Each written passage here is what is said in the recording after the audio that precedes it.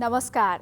NTV Kohalpur समाचारमा स्वागत छ। म दुर्गा भट्ट र साङ्केतिकरणमा हुनुहुन्छ दोभाषे रति बस्नेत। ठेक्का लिएर पेटी ठेक्का दिने प्रक्रियाका कारण संरचना निर्माण अलपत्र छन्। ठेकेदारको लापरवाहीका कारण बर्थिङ सेन्टरमा सुत्केरीले पाएको दुःख कहिले समाधान होला? आजको समाचारमा सुदूरपश्चिम सरकारलाई नयाँ पार्टीको साथ र तरकारीको बढेको निर्यात। तर सुरुमा प्रमुख समाचार। दैलेखमा स्वास्थ्य चौकीको भवन निर्माणमा ठेकेदारको चरम लापरवाही, 7 वर्षमा पनि टुङ्गिएन अधुरो काम, बिरामी भने मर्कामा। भदौ 30 गतेबाट सञ्चालन हुने कक्षा 12को परीक्षालाई लक्षित गरी दाङमा कोरोना विरुद्धको खोप लगाइँदै झण्डै 10,000 विद्यार्थी लाभान्वित हुने। कञ्चनपुरमा बन्ने बन्दरगाह तथा एकीकृत जाँच चौकीको संरचना निर्माणको पूर्व तयारी चल्दै, वातावरणीय प्रभाव मूल्याङ्कन अध्ययन सुरु। प्रतिबन्धका बावजुद उत्तर कोरियाद्वारा लामो दूरीको क्रुज मिसाइलको सफल परीक्षण, वार्ता हुन लागेका बेला भएको परीक्षणमाथि आशंका। र आइसिसी विश्वकप क्रिकेट लिग 2 अन्तर्गत नेपाल र अमेरिका बीचको खेल जारी, टस जितेर अमेरिका ब्याटिङ गर्दै।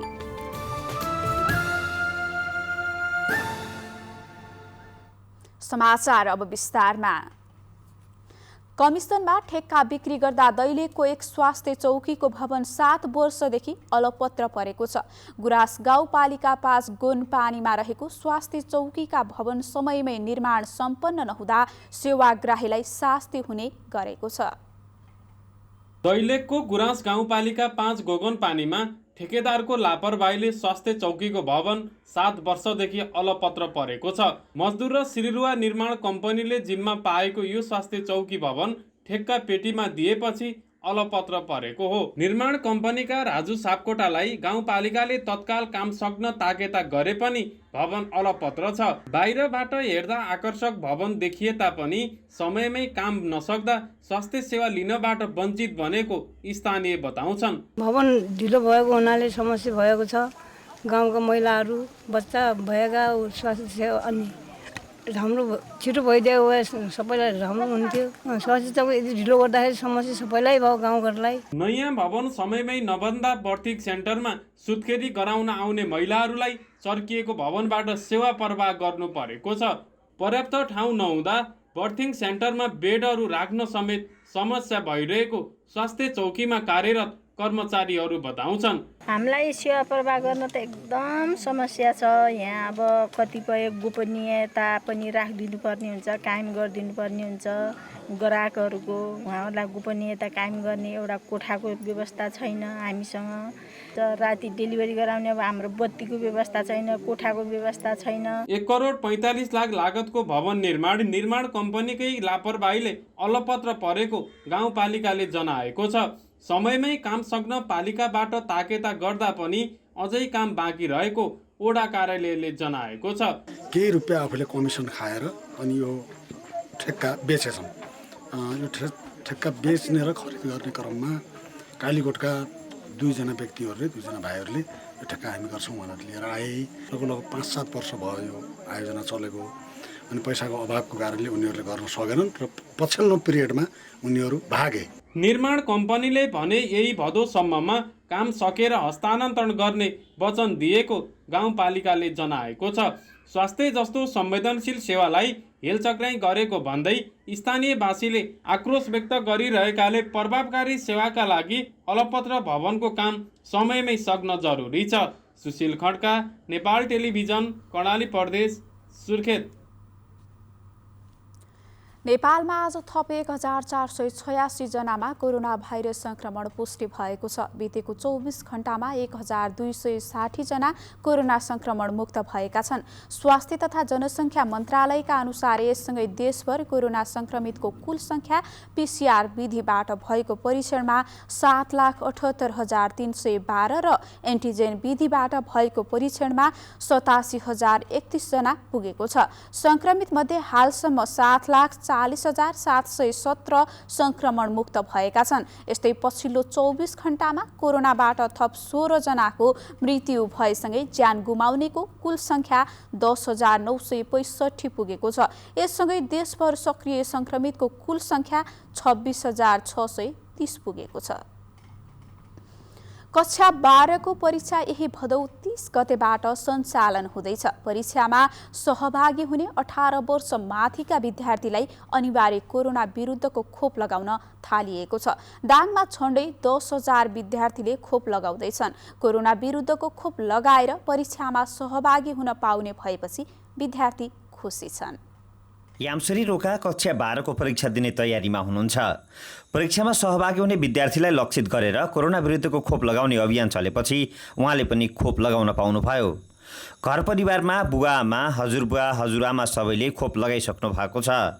खोप लगाउन पाउँदा ढुक्कले परीक्षा दिने वातावरण बनेको उहाँले बताउनुभयो। यति टाइमसम्म इक्जाम रोकिरहेको थियो, त्यो इक्जाम दिन पाइन्, खुसी छु। दिलीप पुनलाई खोप लगाउन नपाउँदा कोरोना लाग्छ कि भन्ने डर थियो, तर अब खोप लगाइसकेपछि आत्मबल बढेको उहाँले सुनाउनुभयो। अब खोप लगाइसक्नु भयो अनि अब नलाउन पाउँदाखेरि हामीलाई कोरोना लाग्छ कि भन्ने डर थियो। इक्जाम गराउने पनि भनेको थियो। अब हामीले इक्जाम कोरोनाको खोप नलाएर इक्जाम हुन्छ होला भन्ने हाम्रो सायद भनाइ थियो, तर कोरोना खोप लाउन पाए हाम्रो राम्रो छ। दाङमा यामसरी र दिलीप सहित करिब 10,000 विद्यार्थीले कोरोना विरुद्धको खोप लगाउँदैछन्। परीक्षा अघि खोप लगाउन पाउँदा खुसी लागेको विद्यार्थीले प्रतिक्रिया दिएका छन्। आइतबार सोमबार कक्षा 12 को नियमित र आंशिक परीक्षामा सहभागी हुने 10,000 परीक्षार्थीलाई कोरोना विरुद्धको एस्ट्राजेनेका खोप लगाउन थालिएको हो। खोप लगाउने व्यक्तिले अनिवार्य रूपमा प्रवेश पत्र ल्याउनु पर्नेछ।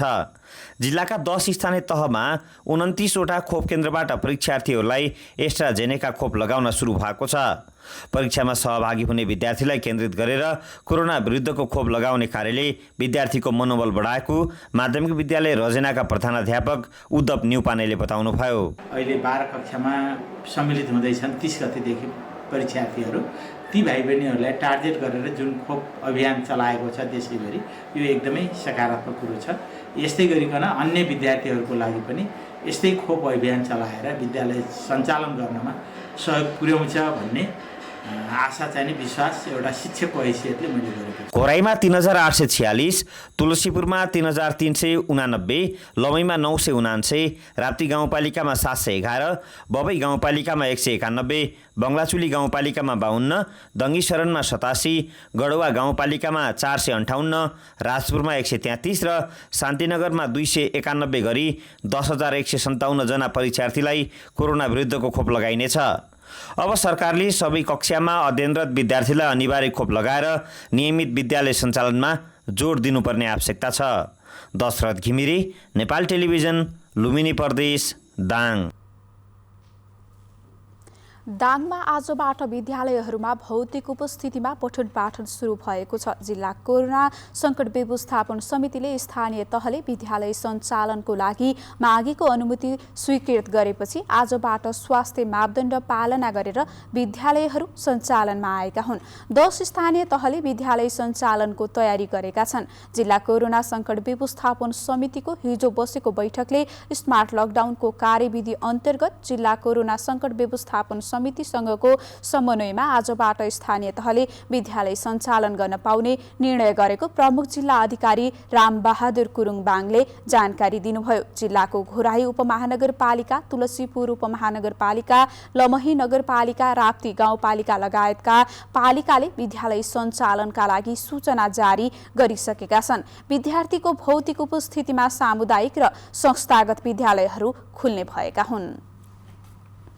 बैतडीको डिलासैनी गाउँपालिका 4 मठै राजकी सुत्केरी मन्जु कार्कीको हेलिकप्टरबाट उद्धार गरिएको छ। सालनाल अड्किएर समस्या भएपछि थप उपचारका लागि मन्जुलाई हेलिकप्टर मार्फत उद्धार गरेर सेती प्रादेशिक अस्पताल धनगढी लगिएको प्रमुख जिल्ला अधिकारी राजेन्द्र देव पाण्डेले बताउनुभयो। सालनाल अड्किएर स्वास्थ्य अवस्था जटिल बन्दै गएपछि प्रशासन कार्यालयको पहलमा महिलाको उद्धार गरिएको डिलासैनी गाउँपालिका स्वास्थ्य संयोजक पुरुषोत्तम नाथले बताउनुभयो।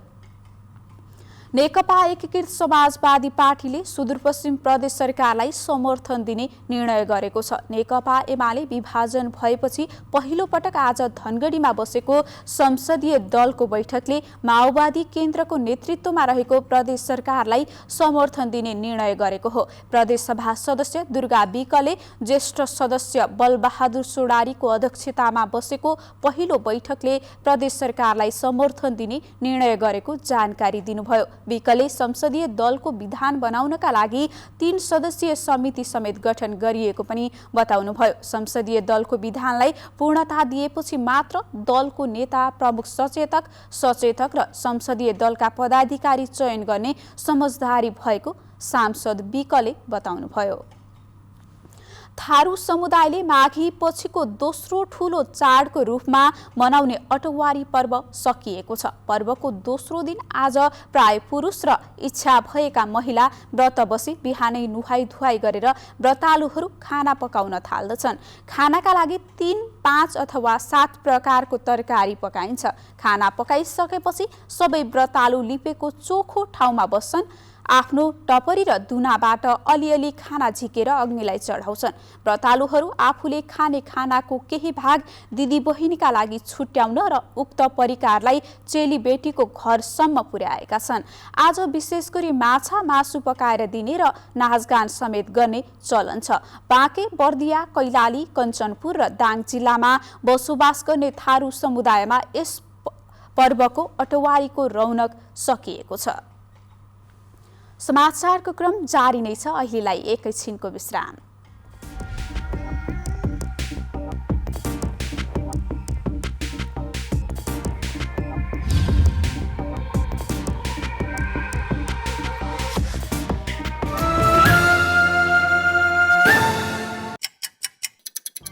हर घडी हर प्रहर,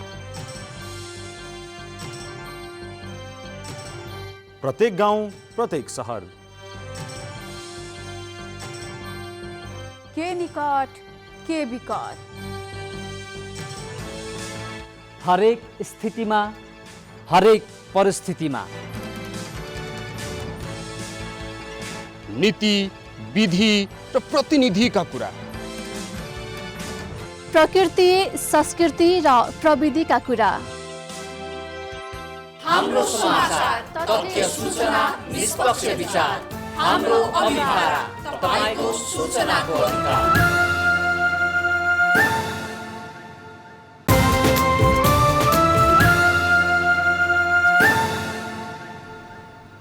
विश्रामपछि समाचारमा पुनः स्वागत छ। अब बाँकी समाचार। कञ्चनपुरको दोधारा चाँदनी क्षेत्रमा निर्माण गर्न लागिएको सुक्खा बन्दरगाह एवं एकीकृत जाँच चौकीको वातावरणीय प्रभाव मूल्याङ्कन अध्ययन सुरु भएको छ। मायापुरी सामुदायिक वन र गौरीशङ्कर सामुदायिक वन क्षेत्रमा प्रस्तावित करिब 280 बिघा क्षेत्रफलमा संरचना निर्माण गरिने भएपछि वातावरणीय प्रभाव मूल्याङ्कन थालिएको हो। उक्त स्थानमा भन्सार, बैंक, गोदाम, जाँचपास रोड, रेलवे प्लेटफर्म, सुरक्षा निकाय, पार्किङ क्षेत्र, कन्टेनर यार्ड, क्वारेन्टाइन लगायतका लागि आवश्यक भौतिक संरचना निर्माण गरिनेछ। बन्दरगाह क्षेत्र हाल महाकाली नदीमा निर्माणाधीन 4 लेनको पक्की पुलदेखि पारीपट्टि करिब 1200 मिटरको दूरीमा छ। सुक्खा बन्दरगाहको सम्भाव्यता अध्ययन सम्पन्न भई गुरु योजना समेत तयार भइसकेको र हाल वातावरणीय प्रभाव मूल्याङ्कन अध्ययनको कार्य समितिले छनौट गरेको परामर्शदाताबाट सुरु गरिएको इन्टरमोडल यातायात विकास समितिका कार्यकारी निर्देशक आशिष गजुरेलले जानकारी दिनुभयो। नेपालमा यस वर्ष हालसम्म कुल 1762 विपदका घटना भएका छन्। प्राकृतिक प्रकोप तथा अन्य विपदजन्य ती घटनाबाट 234 जनाको ज्यान गएको छ भने 464 जना घाइते भएको राष्ट्रिय विपद जोखिम न्यूनीकरण तथा व्यवस्थापन प्राधिकरणले जनाएको छ। कुल 2278 परिवार प्रभावित छन्। यस्तै विपदबाट 7 अर्ब 77 करोड रुपैयाँको क्षति भएको अनुमान गरिएको छ। यसपालि औसत भन्दा बढी पानी पर्ने आकलनकै बीच भारी वर्षापछिको बाढी, पहिरो र डुबानले 71 जिल्ला प्रभावित भएका छन्। बाढी, पहिरो र डुबानका घटनामा मात्रै यसपालि देशभर 130 जनाको ज्यान गएको छ भने अझै 41 जना हराइरहेका छन्। विपदमध्ये सबैभन्दा बढी 679 आगलागीका घटना भएका छन्। सबैभन्दा बढी बाढीमा परेर 32 जना बेपत्ता भएका छन्। यसैगरी आगलागी, चट्याङ, सर्पको टोकाई, हावाहुरी तथा जनावरको आक्रमणबाट यस वर्षको हालसम्म 100 जनाले ज्यान गुमाएको विपद जोखिम न्यूनीकरण तथा व्यवस्थापन प्राधिकरणले जनाएको छ। बाँके राष्ट्रिय निकुञ्जभित्र मान्छेको ज्यान लिने बाघको निगरानीका लागि 2वटा हात्ती प्रयोग गर्ने भएको छ। पूर्व पश्चिम राजमार्ग अन्तर्गत राप्ती सोनारी गाउँपालिका वडा नम्बर 1 गाभर स्थित भट्टे खोला किनार आसपासमा रहेका बाघको निगरानीको लागि निकुञ्जबाट 2 हात्ती प्रयोग गरिएको हो। गै राति राप्ती सोनारी गाउँपालिका 1 कुसुम गाभरमा बाघको आक्रमणमा परि 1 जनाको मृत्यु भएको थियो। राजमार्गको छेउबाट बाघले ती व्यक्तिलाई छम्टिएर लगेको स्थानीयको भनाइ छ। मृत्यु हुने भारतीय नागरिक हुन्। बाँके निकुञ्जका प्रमुख संरक्षण अधिकृत श्यामकुमार शाहका अनुसार पूर्वी गाभरमा बाघ देखेपछि स्थानीयलाई पहिल्यै सतर्क गराइएको थियो। बाघको निगरानी गर्न क्यामेरा समेत राखिएको थियो। बेमौसमी तरकारी खेतीका लागि परिचित सल्यान कपुरकोटबाट 4 महिनाको अवधिमा 11 करोडको तरकारी निकासी भएको छ। कपुरकोट गाउँपालिका भित्रका किसानले उत्पादन गरेको 27,026 मेट्रिक टन तरकारी जिल्ला बाहिर निकासी भएको हो।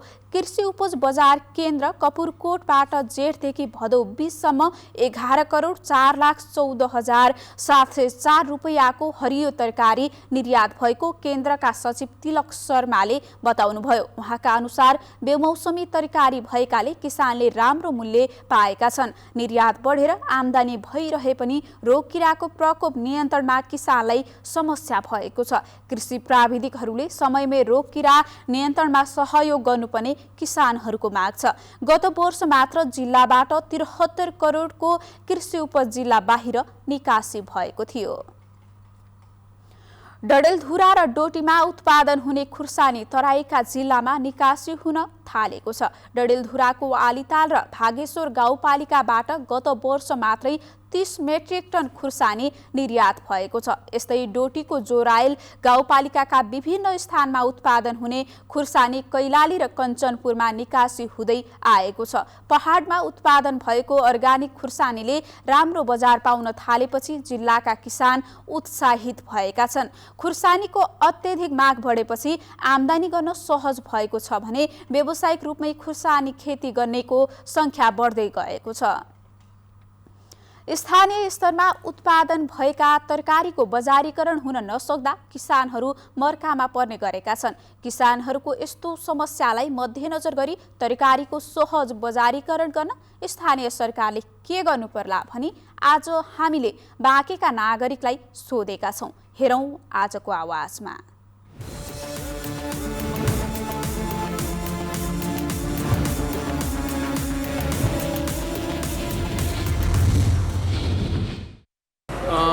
बजारमा तरकारी व्यवस्थापनको लागि तरकारी उपभोग्य वस्तु हो। अनिवार्य रूपमा सबैका घरमा तरकारीको उपयोग हुन्छ। त्यसकारण यो बजारलाई व्यवस्थित गर्नको निम्ति नगरपालिका र उपमहानगरपालिकाले निश्चित मन्डी बनाएर त्यो तरकारी बजारलाई व्यवस्थित गर्नु पर्यो। नगरपालिका यो उपनगरपालिका भन्दा फेरि अहिले सुहा होइन के, उपनगरपालिका भनेपछि व्यवस्थित हुनु पर्यो। व्यवस्थित भएपछि मान्छेलाई पनि आउँदा जाँदा सहज होस्। अब यो तरकारी गर्ने अब भिडभाड हुन्छ, त्यसको लागि प्रशासनले त कतिचोटि जोड लगाओस्। जोड लगाएर पनि हुँदैन। यसलाई निश्चित ठाउँ सही ठाउँ तोकिदियोस्। उपनगरपालिकाले यो ठाउँमा मन्डी लगाउनु पर्यो, तरकारी मन्डी लगाइदिनु पर्यो। रात बिरात हिँड्दा फेरि यहाँ आधा बाटो त यो कस्तो भने तरकारी मन्डीले फलफुलहरू इन्डियाबाट आउनेले रोकिदिन्छन् के, भ्याकलहरू आउँदै जाँदा चोटपटक लाग्ने उस्तै दुर्घटना हुने। त्यो जिम्मेवारी को त? प्रशासनले र यो स्थानीय निकाय र यो सरकार यहीँको हाम्रो यो मेयर साहबहरूले वडा अध्यक्षहरूले यसलाई बुझेर सोचेर यसलाई एउटा निश्चित ठाउँ दियोस् के। एकै ठाउँमा पनि एकनासको भाउ हुँदैन के, रेटहरू पनि हुँदैन, राम्रो फ्रेस पनि हुँदैन। अनि अब औषधि विषादी त त्यो त छँदैन छ होइन। त्यो सबै स्थानीय सम्बन्धित निकायले ध्यान दिनुपर्ने, विचार गर्नुपर्ने, अनुगमन गर्नुपर्ने। कस्तो खाले तरकारीहरू बिक्री वितरण भइरहेको छ, स्वास्थ्यलाई खराब गर्ने अथवा फाइदाजनक छ त्यो पनि हेर्नुपर्ने। हामी किन्ने मान्छेहरूले त जे देख्छौँ त्यो किनिहाल्छौँ। स्थानीय र सम्बन्धित निकायहरूले नै जाँचबुझ गर्नुपर्ने के।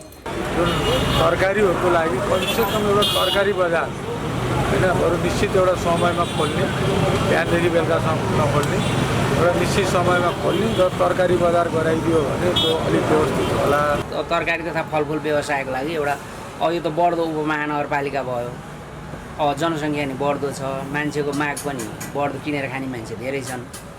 अनि अब गाउँघरबाट बेच्न ल्याउने नि छन् उनीहरूलाई चाहिँ व्यवस्थित गरेर बेच्ने चाहिँ एउटा ठाउँ निश्चित ठाउँ बनाइदियो भने राम्रो हुन्छ।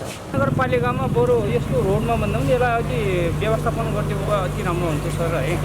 अनि यहाँ अब यस्तो छाडामा कति रोडमा बाटोमा अब एक्सिडेन्ट हुने खतरा, अब रिक्सा मान्छेहरूको भिड हुन्छ होइन।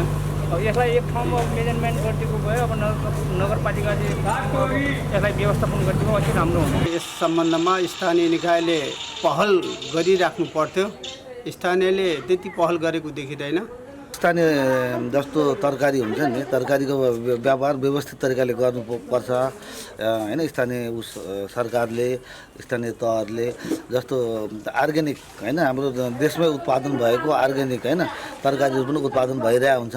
त्यति हुँदाहुँदै पनि इन्डियाबाट तरकारी आउँछ, विषादयुक्त तरकारी आउँछ। त्यसलाई चाहिँ नेपाल सरकारले अथवा स्थानीय सरकारले चाहिँ पहल गरेर चाहिँ विषादयुक्त तरकारीलाई चाहिँ हामीले चाहिँ होइन बहिष्कार गरेर नेपालमै उत्पादन भएका अर्ग्यानिक होइन विशुद्ध तरकारीलाई चाहिँ हामीले प्रयोग गरेदेखि होइन नेपाली जनताहरूको पनि आयु लामो हुने थियो र प्लस अब हाम्रो करेन्सी पनि बाहिर देशमा जाँदैन थियो।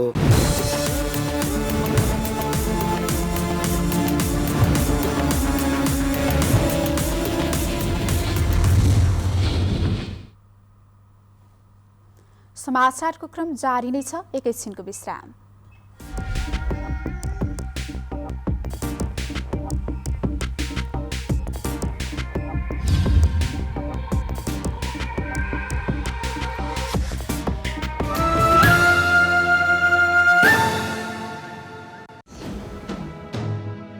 समावेशी आवाज, समावेशी चरित्र, बेग्लै अस्तित्व, पहिचान सर्वत्र।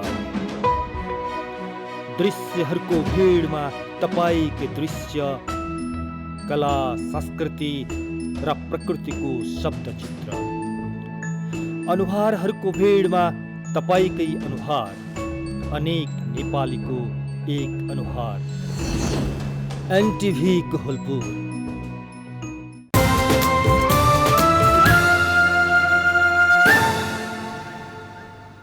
तपाईं एनटिभी कोहलपुर हेर्दै हुनुहुन्छ। अब बाँकी समाचार। बाँकेको नरैनापुर गाउँपालिका वडा नम्बर 6लाई बाल विवाह मुक्त घोषणा गरिएको छ। एक समारोहका बीच गाउँपालिकाकै पहिलो वडाका रूपमा वडा नम्बर 6लाई बाल विवाह मुक्त वडा घोषणा गरिएको हो। जिल्ला समन्वय समितिका प्रमुख अजय कुमार श्रीवास्तव र वडा अध्यक्ष वीरेन्द्र पाल सिंहले संयुक्त रूपमा सो वडालाई बाल विवाह मुक्त घोषणा गर्नुभएको हो।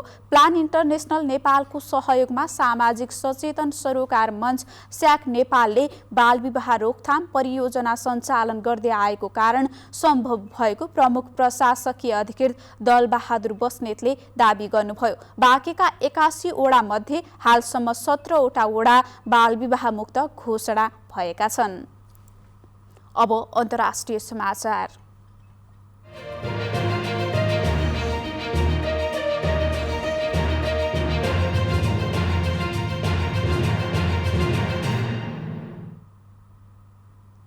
उत्तर कोरियाले लामो दूरीको क्रुज मिसाइल परीक्षण गरेको छ। सरकारी मिडिया केसीएनले शनिबार र आइतबार 2वटा क्रुज मिसाइलको सफल परीक्षण गरेको जनाएको छ। यसले 1500 मिटर टाढासम्म आक्रमण गर्न सक्छ। उत्तर कोरियाले यसअघि गत जनवरीमा क्रुज मिसाइल परीक्षण गरेको थियो। त्यतिबेला अमेरिकी राष्ट्रपति जो बाइडेनले शपथ ग्रहण गर्दै हुनुहुन्थ्यो। अहिले जापानको राजधानी टोकियोमा अमेरिका, जापान र दक्षिण कोरिया बीच उत्तर कोरियाको विषयमा छलफल गर्न गइरहेको बेला मिसाइल परीक्षण गरिएको छ। ब्यालिस्टिक मिसाइल र परमाणु कार्यक्रमका कारण उत्तर कोरियाले अन्तर्राष्ट्रिय प्रतिबन्धको सामना गर्दै आएको छ। पाकिस्तानको उत्तर पश्चिमी प्रान्त खैबर पाख्तुनख्वामा भीषण वर्षा भएको छ। सो वर्षामा परेर कम्तीमा पनि 12 जनाको ज्यान गएको छ। गत शनिबारदेखि निरन्तर पानी परिरहेको अधिकारीहरूले जनाएका छन्। वर्षापछि पहिरो गएको र त्यसमा केही घर पनि बगेको जनाइएको छ। उद्धारको काममा खटेका अधिकारीहरूले भएको क्षतिको पूर्ण विवरण आउन नसकेको बताएका छन्। एकै ठाउँमा निकै ठूलो वर्षा भएको र सो निरन्तर रहेपछि बाढी र पहिरो आएको बताइएको छ। अब आर्थिक समाचार।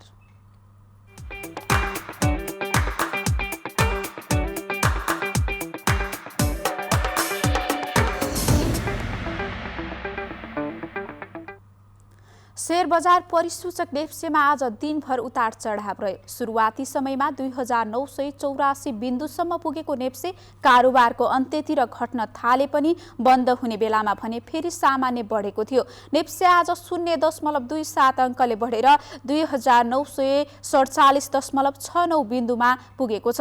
बैंक, विकास बैंक, फाइनान्स, होटल, व्यापार, जीवन बीमा र निर्जीवन बीमा समूहको शेयर सामान्य बढेको छ। जलविद्युत उत्पादन, अन्य माइक्रो फाइनान्स र लगानी समूहको शेयर घटेको छ।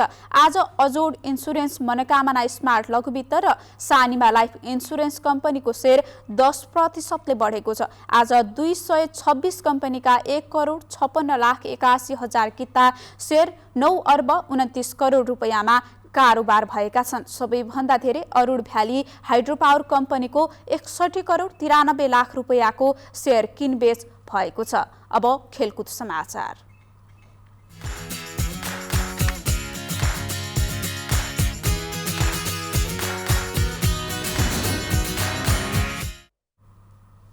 आइसिसी विश्वकप क्रिकेट लिग 2 अन्तर्गत त्रिदेशीय एकदिवसीय श्रृङ्खलामा नेपाल र अमेरिका बीचको खेल जारी छ। यो समाचार तयार पार्दासम्म अमेरिकाले 46 ओभर 2 बलको खेल सकिँदा 8 विकेटको क्षतिमा 201 रन बनाएको छ। ओमानको अल अमिरात क्रिकेट मैदानमा सुरु भएको खेलमा अमेरिकाले टस जितेर ब्याटिङ गरिरहेको हो। यसअघि पपुवा निगुनीसँग भएका दुवै खेल जितेको नेपाल आज उच्च मनोबलका साथ खेल्नेछ। लिग अन्तर्गत अमेरिकासँग नेपालमा भएका दुवै खेल नेपालले जितेको थियो भने ओमानसँगका दुवै खेलमा पराजित भएको थियो। लिगमा नेपाल 4 खेलमा 4 अङ्क जोडेर नेपाल 6औं स्थानमा छ। ओमान 10 खेलमा 16 अङ्क जोडेर शीर्ष स्थानमा र 12 खेलमा 12 अङ्क जोडेको अमेरिका दोस्रो स्थानमा रहेको छ। नेपालले दोस्रो खेलमा भोलि ओमानसँग खेल्नेछ।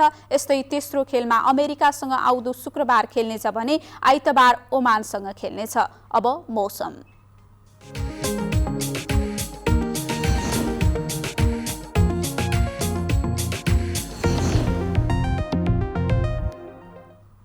आज देशभर सामान्य बदली रही देशका धेरै स्थानमा मेघगर्जन, चट्याङ सहित हल्कादेखि मध्यम वर्षा भयो। आज राति पनि देशभर सामान्य बदली रही थोरै स्थानमा मेघगर्जन, चट्याङ सहित हल्कादेखि मध्यम वर्षाको सम्भावना रहेको छ। अब मौसम सम्बन्धी थप विवरण।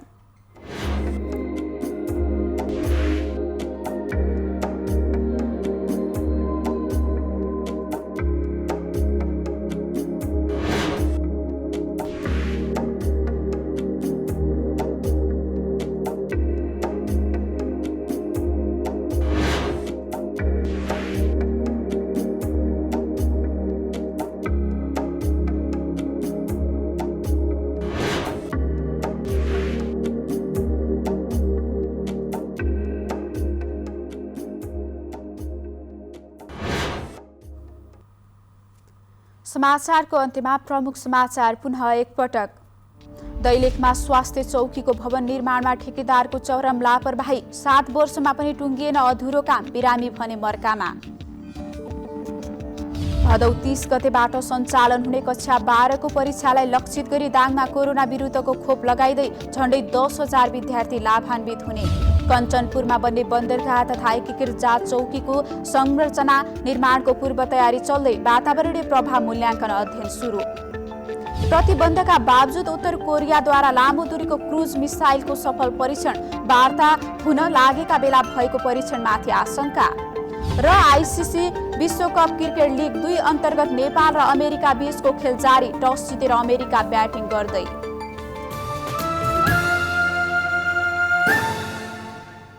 हवस् त अहिलेलाई समाचारको सिलसिला यति नै। बिदा दिनुहोस्। नमस्कार।